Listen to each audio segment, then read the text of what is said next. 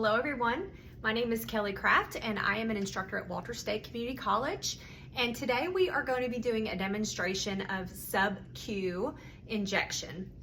The first step that we need to do anytime that we are doing a skill is to verify that we have the appropriate order and that it's the appropriate time to administer that medication. So you can see I have my workstation on wheels here with my electronic MAR pulled up on my specific patient. The first thing that I need to do is to verify that I have the correct patient. And so I'm looking at the MAR, I see that I am preparing medications for patient Tracy Smith, date of birth 10/9/1950. I also am going to verify here that the patient has no known allergies or verify what kind of allergy the patient does have.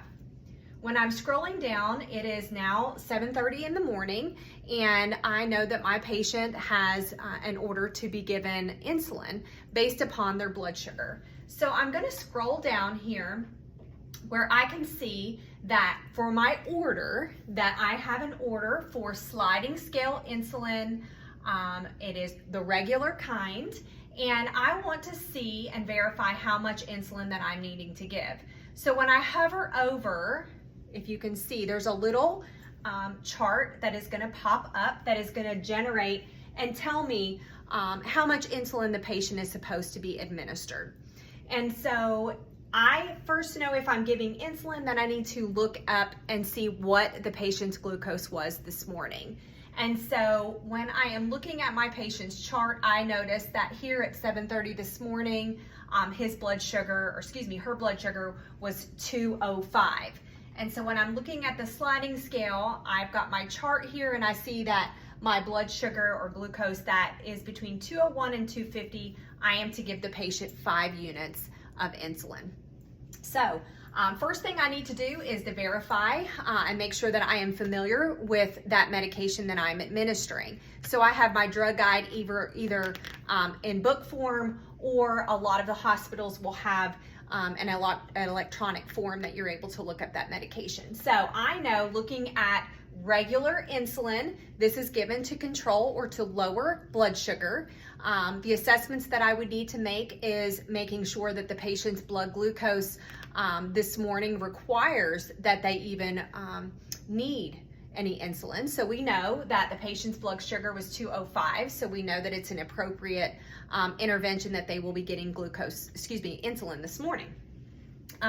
Other things to be aware of would be what kind of effects do I expect to see from this medication. And so obviously we know it's going to lower blood sugar, so I would need to know for that specific type of insulin, what is the onset? When am I going to start seeing the blood glucose lower? And so for regular insulin that we're giving sub-Q form, usually I would expect within 20 to 30 minutes that the patient's blood sugar would start to lower. So I know that I'm going to need to monitor, make sure that the patient has food coming. That is why often insulin is ordered with meals. Okay, so I'm going to verify that and make sure that it's in the appropriate dose. Next, I need to do the first set of my 5 or 6 writes. So I'm going to pull out the appropriate medication, which is regular insulin. And I already know that this is for patient Tracy Smith. I know, looking at my medication, that I have regular insulin, and that is what is ordered on my MAR. So I have the right drug. The right dose for a blood sugar of 205, again, is 5 units. So I'm going to draw 5 units. The correct route is ordered subcutaneous. So I know that I'm going to actually give an injection of this sub-Q. And the right time is 7:30 this morning, and that is the correct date and time for this patient. The 6 write documentation that comes after I administer the medication to the patient. So that's the first set of my 6 writes. Now I need to pick the appropriate syringe. So as you have learned, insulin has to go in an insulin syringe. So I'm going to go here into my drawer, and I am going to actually pull out an insulin syringe. So remember, Anytime you're administering insulin, it has to go in an insulin syringe. There is no other medication that you draw up in an insulin syringe, and that is because the measurements are in units on this syringe. This syringe specifically already has the appropriate needle attached, which, as you know, for sub-Q injection, it's going to be a 1/2 inch needle, which is appropriate. Okay. I also am going to need an alcohol swab, and I'm going to go ahead and clean off the top of my vial. Now, before I am going to handle this medication, I'm going to do my hand hygiene, so either with soap or my alcohol-based hand sanitizer. Okay, next I am going to draw up the appropriate amount of air. Now, all of your syringes are going to have a safety. This one specifically spins, so I'm able to spin that to make sure that I can see the marking of the top of my plunger here, so that I know I have 5 units of air. So you're going to instill the amount of air equal to the amount of solution that I'm going to draw up into my syringe. Okay, so I've already cleaned the top of my vial. I'm going to go straight in, injecting the air while the vial is still down flat on the table. Okay, then I'm going to invert, and I am going to withdraw the appropriate amount of insulin, which is 5 units, making sure that all my air bubbles are out, etc. Okay, now this is a high alert medication, so I know, since it's a high alert medication, that I would need to have a second nurse verify as I'm drawing this insulin up that I have the correct dose according to my blood glucose and the correct dose in my syringe, and that second nurse would verify that in the charting for me as well. So I have another nurse here. That person has verified that there is 5 units in my syringe. Now I'm going to use the scoop method to scoop up the lid to my, or the cap, I guess I should say, so that we're able to protect that syringe that it doesn't get, needle, so it doesn't get contaminated. Okay, now I'm going to do the second set of my 5 rights. I have Tracy Smith here. I am ordered regular insulin sliding scale. It is ordered ACNHS. So I have regular insulin comparing what I have here to what is actually ordered for the patient. I know the patient's blood sugar is 205, which calls for 5 units of insulin.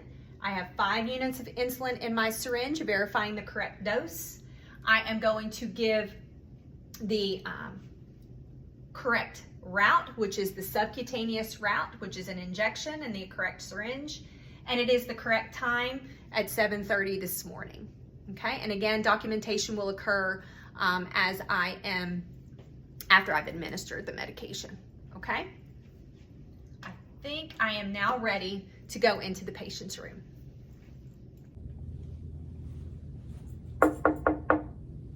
Hello, Miss Smith. My name is Kelly, and I'm going to be your nurse today. Can you please tell me your name and date of birth?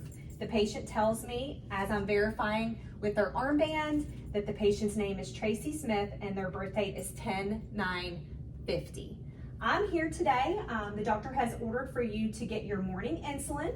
Are you used to taking insulin? Do you have any questions about this medication? The patient is used to taking this type of insulin at home, so they're very familiar with the process of the blood sugar and how the sliding scale is dosed.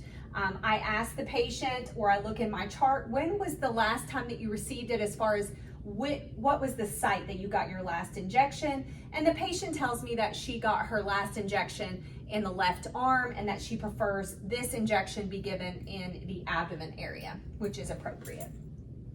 So I've rolled my med cart up into the patient's room, and we're going to do the last set of our 6 rights of patient medication administration. So I've already verified that this is Tracy Smith, so I'm verifying this against my MAR. I have an order to give regular insulin by sliding scale. I verify again that I have the vial of the regular insulin.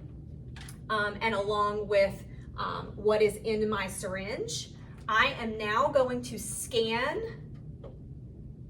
by clicking into this appropriate box here, and the last set of the 5 rights you would always scan for patient medication administration. So I'm going to scan the barcode, verifying that I have the appropriate medication. So I have my regular insulin. I know for a blood sugar of 205 that calls for 5 units, which is again what I have in my syringe. I'm giving this via subcutaneous route, and it is at 7:30 this morning, so I know it is the correct time. The last thing I need to do is make sure and scan my patient. So I've scanned my patient, verifying and making sure that I'm in the right room. Now I am ready to administer the medication. So I'm going to grab some gloves.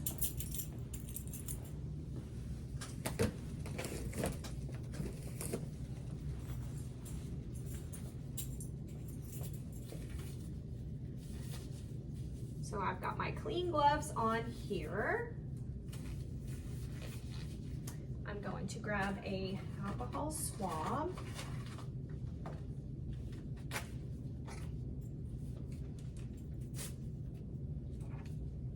I've got my insulin. I'm going to come over, exposing the patient, making sure that there's privacy in the room. I've already verified the correct site. And so I am going to be giving this in the abdomen area, and the patient has verified that is the appropriate site. So I'm going to look at the skin, make sure there's no bruising, that it's clean, dry, and intact. I'm going to clean with an alcohol swab. I'm just going to kind of leave that there so I know where it is marked. I'm going to uncap my needle, make sure that I allow that spot to dry so that it doesn't sting. Remember, we do not wave or blow on that because that can stir up bacteria. I'm going to pinch the patient's skin up. Remember, this is a very small needle, so when you're giving sub-Q, you want to make sure that the needle stays in the subcutaneous fat, okay? So I'm going to squeeze this up, tell the patient I'm going to dart this in and give their injection. So here comes your injection. I'm going to go straight in at a 90-degree angle, just like this. And I'm going to slowly push the plunger, injecting the medication and pulling this straight out. Now, think of needle safety. When you withdraw a needle, you want to make sure that it comes directly out and away from you to make sure that, because now this is a contaminated needle. I'm going to activate my safety immediately, okay? I'm going to assess the skin, making sure there's no bleeding. And then I want to appropriately discard of this needle in a sharps box.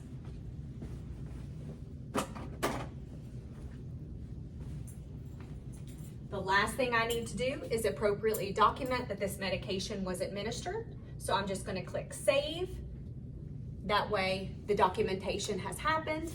I let my patient know that I'll be back to check on them. Breakfast should be here in about 30 minutes. If they have any concerns or they're not feeling well, to please call out to make sure that there's not any interactions from the medication.